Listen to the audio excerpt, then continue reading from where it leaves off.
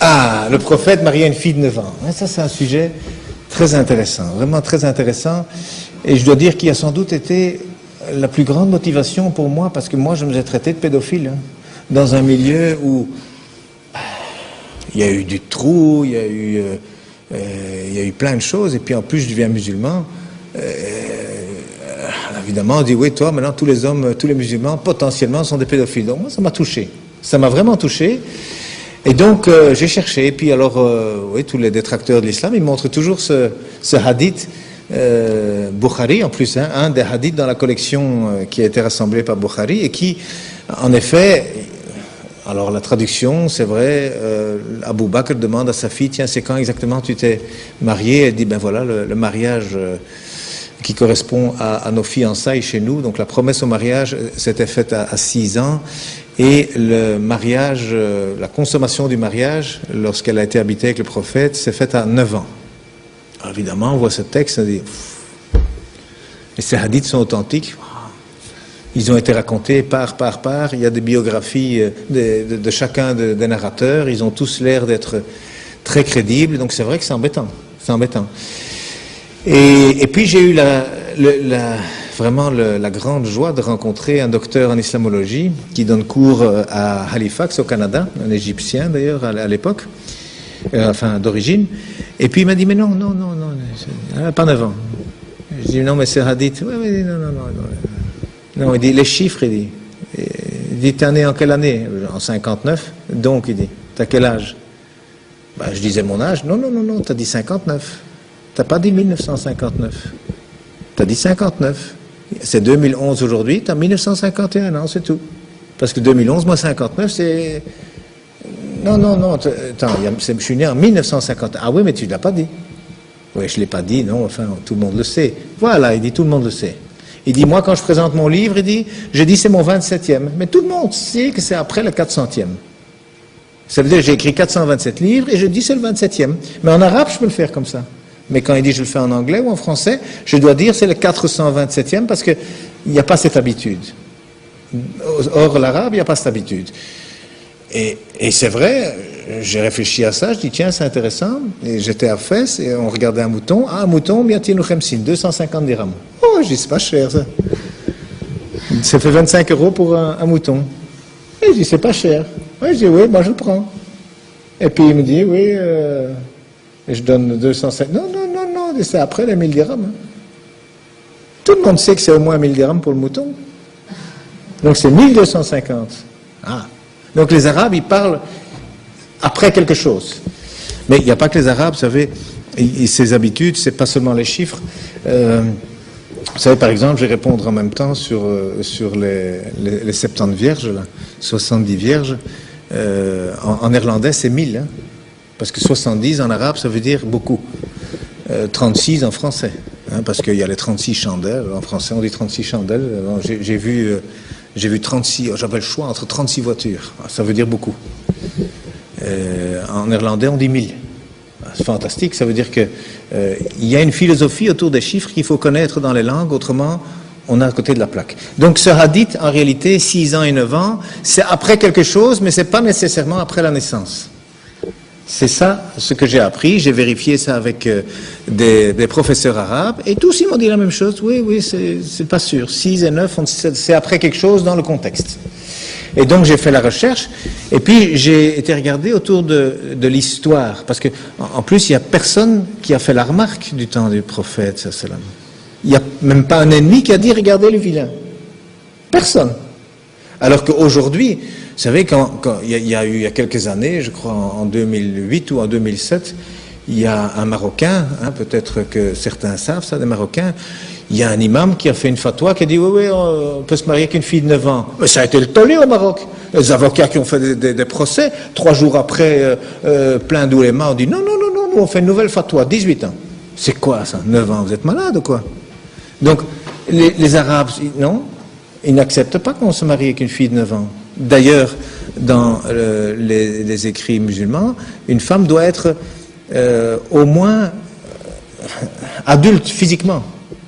Même si le mariage se fait à 3 ans, à 6 ans, parce que ce sont des promesses de mariage. Hein. C'est les femmes qui s'arrangent entre elles pendant la lessive, comme ça faisait d'ailleurs ici en Europe aussi, hein, qui se disent, tiens, t'as vu ta fille, elle intéresse mon fils, ça serait pas une bonne idée de les marier. Ben, chez les Arabes aussi, ça se fait, hein, c'est tout. Hein.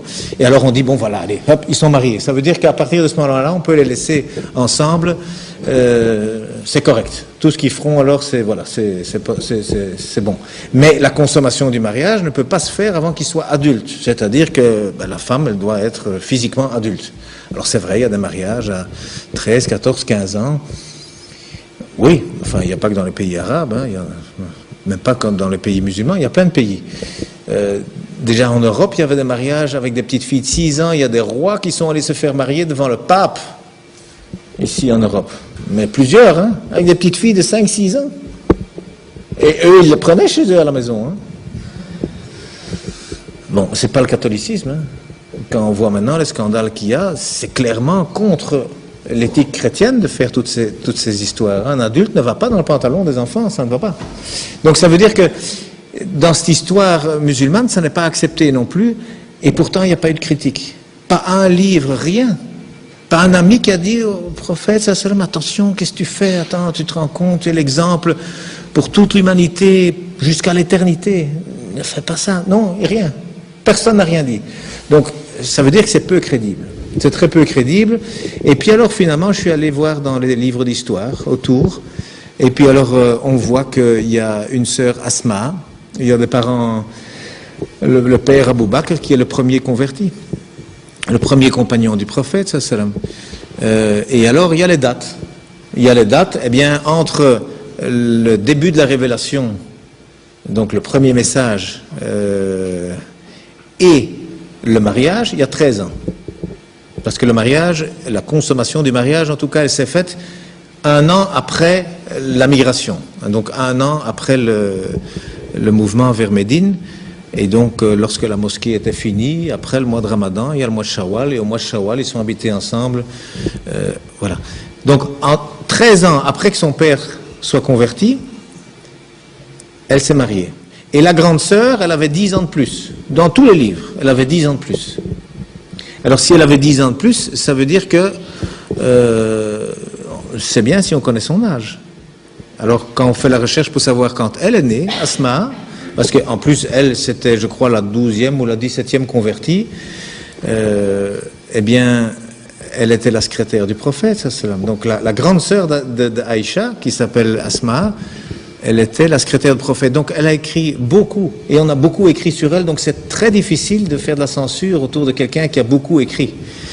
Et elle, on sait qu'elle est morte en 73, donc en 73, après la migration. Pourquoi? Parce que c'était la fin du règne plus ou moins islamique et que c'est son fils, Abdallah ibn Zubir, qui a été tué, qui était le dernier dirigeant à la Mecque lorsqu'il a été tué. Et elle était aveugle à ce moment-là, et elle avait, disent tous les livres, 100 ans bien avancés. Alors si elle avait 100 ans bien avancés en 73, compte tenu qu'il n'y a pas d'an zéro, elle est née en moins 28. C'est pas compliqué, hein? C'est pas compliqué, elle est née en moins 28. Alors si elle est née en moins 28, ça veut dire qu'à l'Égir, elle avait 28 ans. Et donc 1 an après, elle avait 29 ans. Donc la grande sœur qui avait 10 ans de plus avait 29 ans quand sa petite sœur s'est mariée. 29 moins 10. Je ne sais pas s'il y a des mathématiciens ici, je ne sais pas si on a besoin d'une calculette. Mais ça fait 19, quoi. Hein. Et en arabe, eh bien on peut dire ça. Tis'ata sanawat ba'da ashara sanawat. Ça veut dire 9 ans après la dizaine. On peut dire ça. Mais quand le contexte, on le connaît, il n'y a pas besoin de dire après la dizaine. Donc ce hadith, c'est un texte, mais encore une fois, on n'a pas le contexte. Parce que les hadiths, c'est le défaut qu'ils ont, c'est qu'ils ne reprennent pas non plus toujours le contexte. Alors même si les mots sont exacts, donc cet âge pouvait très bien être 19 ans ou 29 ans, dépendant, ou même 9 ans après un autre événement, si il y avait eu question de cet événement. Ça veut dire que les preuves pour dire que cette fille avait 9 ans, mais moi je dis elles sont trop légères. Il n'y a pas d'accusation possible, il n'y a pas les preuves suffisantes. C'est pas le hadith, parce que moi j'ai été voir d'autres hadiths, hein, parce qu'il y a des gens qui disent oui, mais elle jouait avec les poupées quand on l'a fiancée. Hein. Il n'y a pas d'accusation possible, il n'y a pas les preuves suffisantes. C'est pas le hadith, parce que moi j'ai été voir d'autres hadiths, hein, Parce qu'il y a des gens qui disent, oui, mais elle jouait avec les poupées quand on l'a fiancée. Hein. Il y a un hadith, hein, elle jouait avec les poupées. Je dis, je peux voir le hadith? Ah oui, alors on lit le hadith. Alors c'est un hadith qu'on retrouve dans 5 recueils, au moins 5 recueils de hadith, Bukhari, Muslim, Abu Dawud, Imam Ahmed, bon, j'ai oublié le 5e. Et c'est une histoire qui est chaque fois la même chose, et c'est en effet la mère qui a présenté Aïcha au prophète, sallam, et elle jouait avec ses poupées. Mais les poupées, elles les faisaient elles-mêmes. Hein? 6 ans. Elles faisaient ses poupées elles-mêmes. Précoce, hein? Et il y avait une poupée qui était un cheval avec des ailes. Ouh, 6 ans. Attendez, moi je suis avec des enfants toute la journée, là, à 6 ans, ils font pas ça. Hein?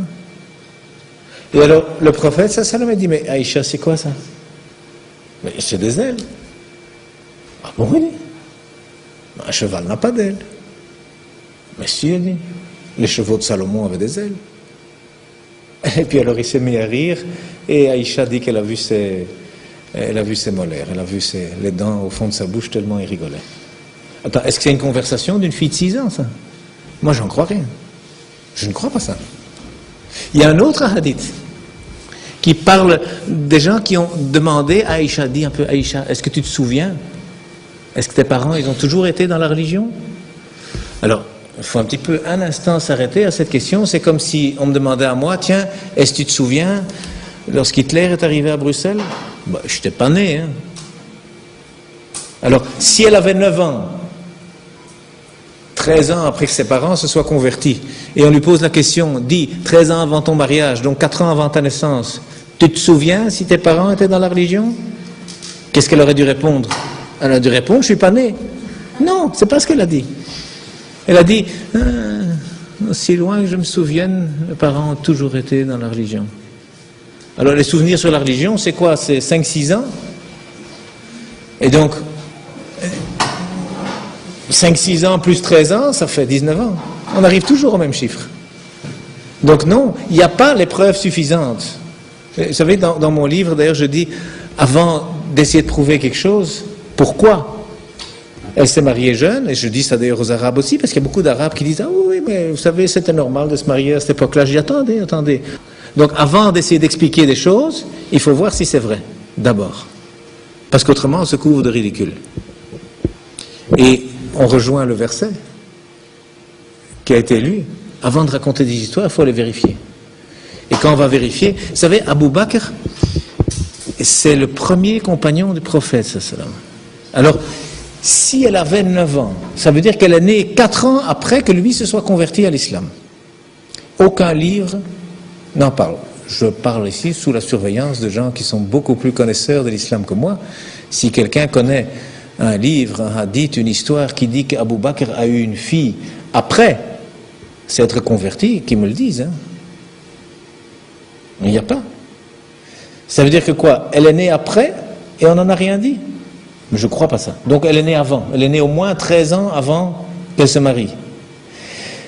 Mais vous savez que Aïcha, lorsque il a été question de la fiancée, enfin de la marier au prophète, sallam, Abu Bakr dit non, je ne peux pas, je l'ai déjà promise à un autre.